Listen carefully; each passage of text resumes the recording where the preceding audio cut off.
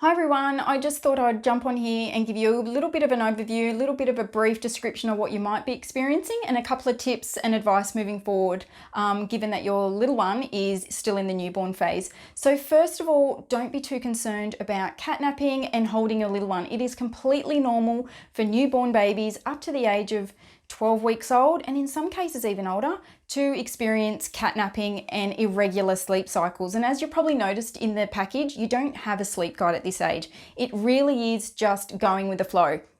I don't want you to feel guilty for holding your baby. I don't want you to feel guilty for feeding your baby to sleep. You just need to enjoy the moment. And in the next couple of packages, there's all that information on what we can do to help that and change that. But my first advice would be, if you want to implement anything from the get-go, is implement a bedtime routine. That's just going to help. A little bit of routine from bath, wind down time, a massage if you want to, read a book if you're interested, and a feed.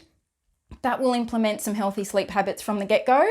And then during the day, your baby might catnap and have 4 to 5 naps a day, and that's completely okay. That is expected and somewhat normal, given that your baby is still so young. During the day, to get some practice in, my advice would be, out of those 3 to 5 naps during the day, maybe one of them, or maybe if not 2 of them, can be done at home, in the cot or the bassinet.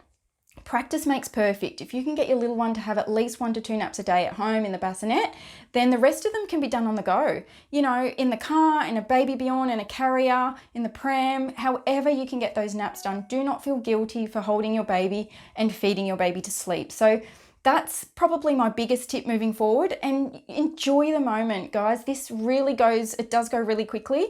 So you just want to enjoy this newborn phase.